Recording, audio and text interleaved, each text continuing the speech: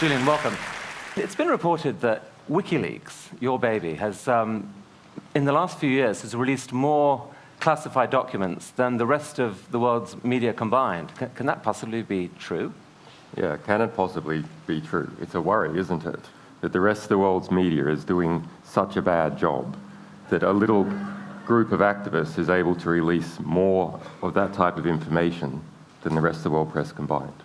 How does it work? How do people release the documents, and how do you secure their privacy? Well, so these are, as far as we can tell, classical whistleblowers, and we have a number of ways for them to get information to us. So we use this state-of-the-art encryption to bounce stuff around the internet to hide trails, pass it through legal jurisdictions like Sweden and Belgium to enact those legal protections. We get information in the mail, the regular postal mail, encrypted or not, vet it like a regular news organization, format it, which is sometimes something that's quite hard to do when you're talking about giant databases of information, release it to the public, and then defend ourselves against the inevitable legal and political attacks. So you make an effort to ensure the documents are legitimate, but you actually almost never know who the identity of the source is. That's right. Yeah, very rarely do we ever know. And if we find out at some stage, then we destroy that information as soon as possible. God damn it.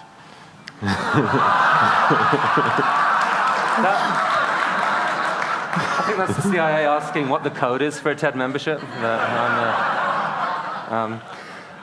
So let's take an example. Actually, this is something you leaked a few years ago. If we can have this document up. So this was a story in Kenya a few years ago. Can you tell us what you leaked and what happened? So this is the Kroll report. This was a secret intelligence report commissioned by the Kenyan government after its election in 2004.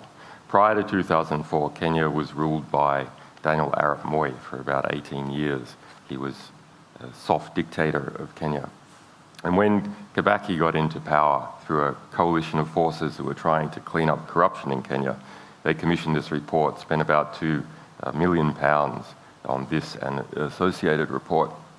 And then the government sat on it and used it for political leverage over Moi, who was the richest man, still is the richest man in Kenya.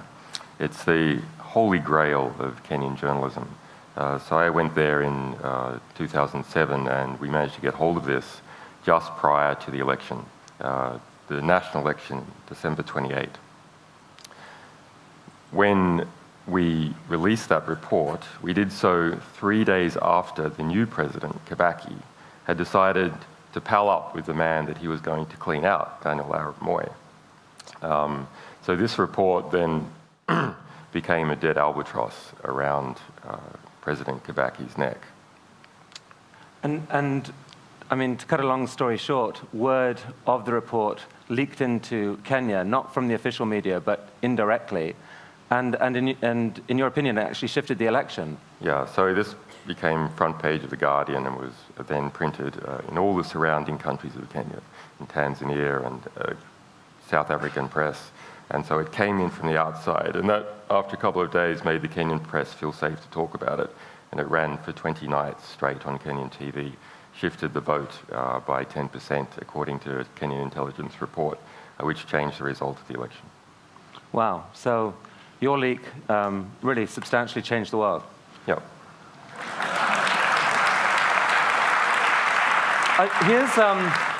We're going to just show a short clip from this Baghdad airstrike video. The video itself is longer, but here's a short clip. This is intense material, I should warn you.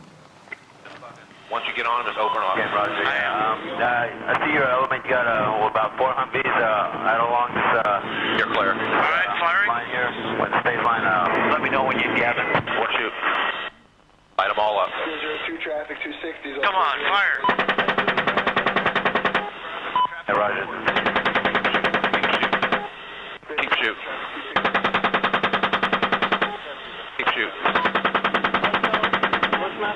Bushmaster 2-6. We need to move time now. All right, we just engaged all 8 individuals. Yeah, we got 2 birds. We're still firing. Roger. Got him. 6 is a 2-6. We'll move, but we got 13. Oh, I'm sorry. I was on zone. Bypass. God damn it, Kyle. Sorry. I hit him by head. So, what was the impact of that? The impact on the people who worked on it was severe. We ended up sending 2 people to Baghdad to further research that story. So this is just the first of 3 attacks that occur in that scene. I mean, 11 people died in that attack, right? Including 2 Reuters employees. Yeah, 2 Reuters employees, 2 young children were wounded. There were between 18 and 26 people killed altogether. And releasing this caused widespread outrage. What was the key element of this that actually caused the outrage, do you think? I don't know. I guess people can see the gross disparity in force. You have guys walking in a relaxed way down the street, and then a Apache helicopter sitting up at 1 kilometre firing 30mm cannon shells on everyone, looking for any excuse to do so, and killing people, rescuing the wounded. And there was 2 journalists involved who clearly weren't insurgents because that's their full-time job.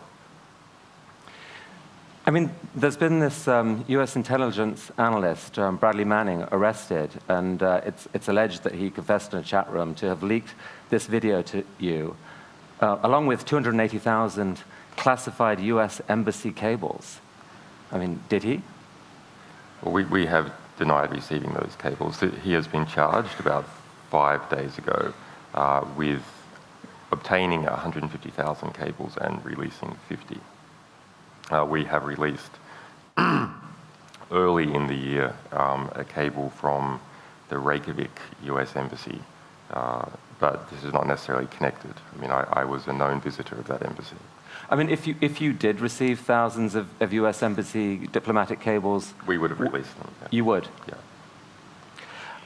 Because? Well, because these sort of things reveal what the true state of... say, Arab governments are like, the true human rights abuses in those governments. If you look at declassified cables, that's the sort of material that's there. So let's talk a little more broadly about this. I mean, in general, what's your philosophy? Why is it right to encourage leaking of secret information? Yeah, well, there's a question as to what sort of information is important in the world. What sort of information can achieve reform? And there's a lot of information. So information that organizations are spending economic effort into concealing, that's a really good signal that when the information gets out, there's a hope of it doing some good. Because the organizations that know it best, that know it from the inside out, are spending work to conceal it. And that's what we've found in practice, and that's what the history of journalism is.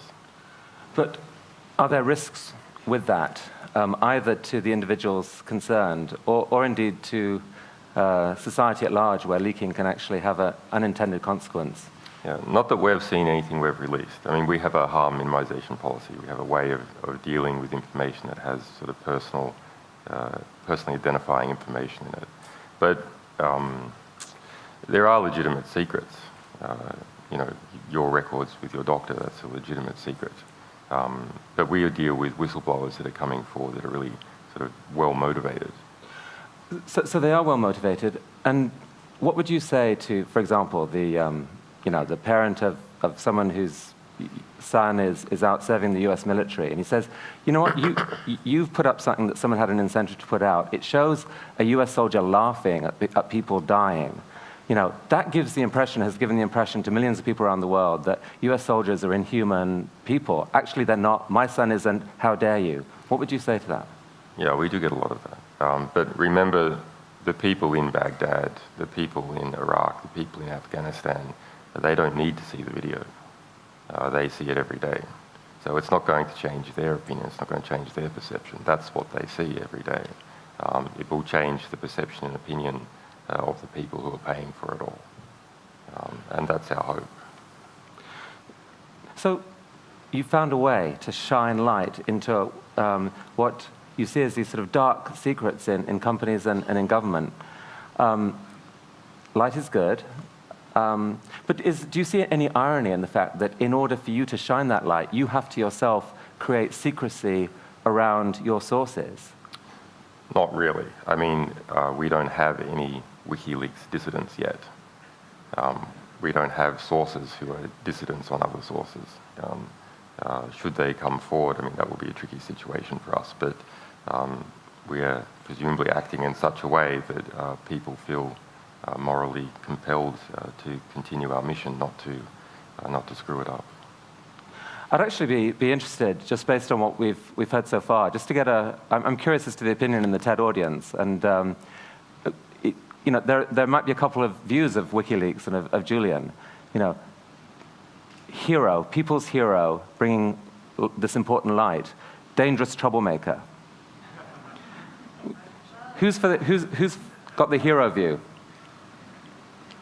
Who's got the dangerous troublemaker view? Well, oh, come on. There must be some. It's a soft crowd, Julian, a soft crowd. We have to try better. Let's show them another example. Now, here's something that you haven't yet leaked, but I think for TED, you are. I mean, it's an intriguing story that's just happened, right? Yeah. What is this? So this is like a sample of what we do sort of every day. So late last year, in November last year, there was a series of well blowouts in Albania, like the well blowout in the Gulf of Mexico, but not quite as big. And we got a report, a sort of engineering analysis into what happened, saying that in fact security guards from some rival various competing oil firms had in fact parked trucks there and blown them up.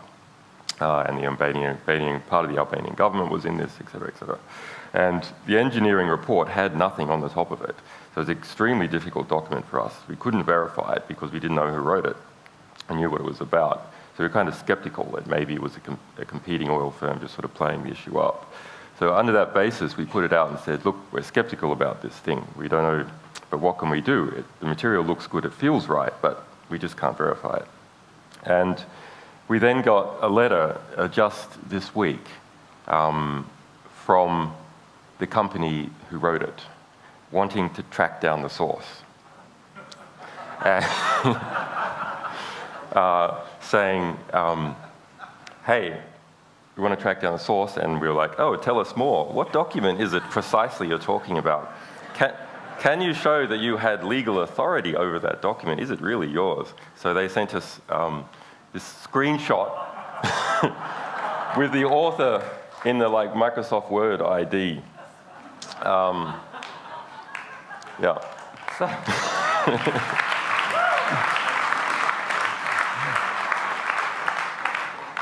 That's happened quite a lot, though. This is like one of our methods of identifying, verifying what material is to try and get these guys to write letters.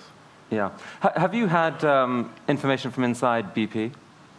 Yeah, we have a lot, but I mean, at the moment, we are undergoing a sort of serious fundraising and engineering effort. So our publication rate is, over the past few months, has been sort of minimized while we're re-engineering our back systems for the phenomenal public interest that we have.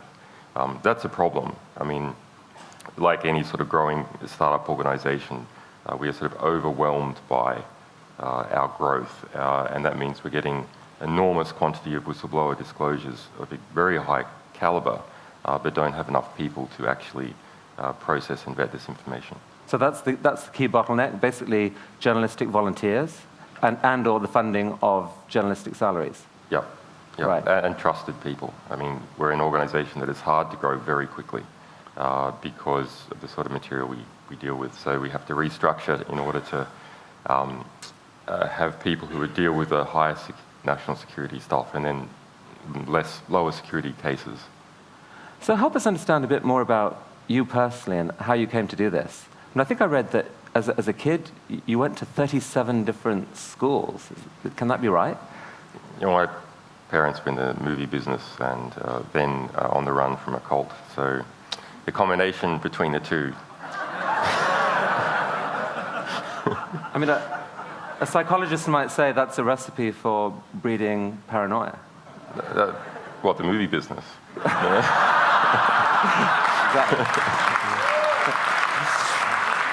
But you were also, I mean, you were also a hacker at an early age and ran into the authorities early on. Well, I was a journalist. You know, I was a very young journalist activist at an early age. I wrote a magazine and was prosecuted for it when I was a teenager. So you have to be careful with hacker. I mean, there's a method that can be deployed for various things. Unfortunately, at the moment, it's mostly deployed by the Russian mafia in order to steal your grandmother's bank accounts. So this phrase is not as nice as it used to be. Yeah, well, I certainly don't think you're stealing anyone's grandmother's bank account. But what about, I mean, your core values? Can you give us a sense of what they are and maybe some incident in your life that helped determine them? I'm not sure about the incident, but the core values, capable, generous men do not create victims, they nurture victims. And that's something from my father and something from other capable, generous men that has been in my life. Capable, generous men do not create victims, they nurture victims. Yeah, and you know, I'm a combative person, so I'm not actually so big on the nurture, but some way, there is another way of nurturing victims, which is to police perpetrators of crime.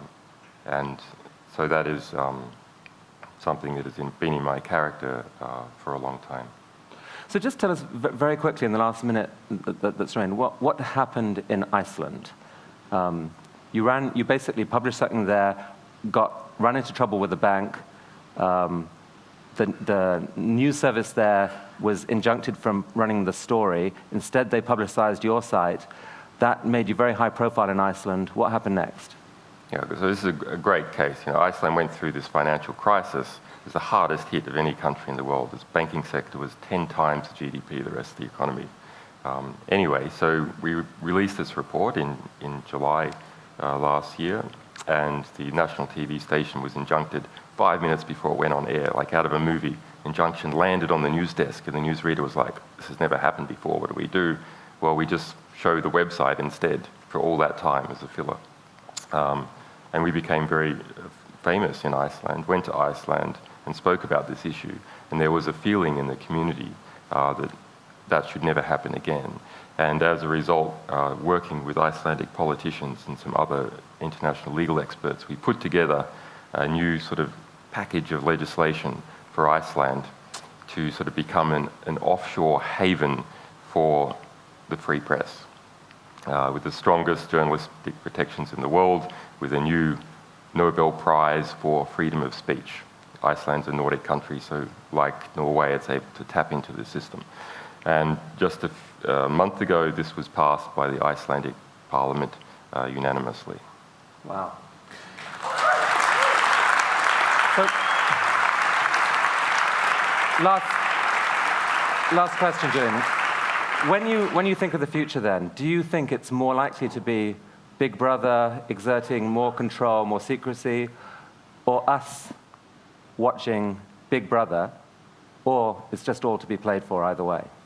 I'm not sure which way it's going to go. I mean, there's enormous pressures to harmonize freedom of speech legislation and transparency legislation around the world, within the EU, between China, the United States. Which way is it going to go? It's hard to see. That's why it's a very interesting time to be in, because with just a little bit of effort, we can shift it one way or the other. Well, it looks like I'm reflecting the audience's opinion to say, Julian, be careful and all power to you. Thank you, Chris. Thank you.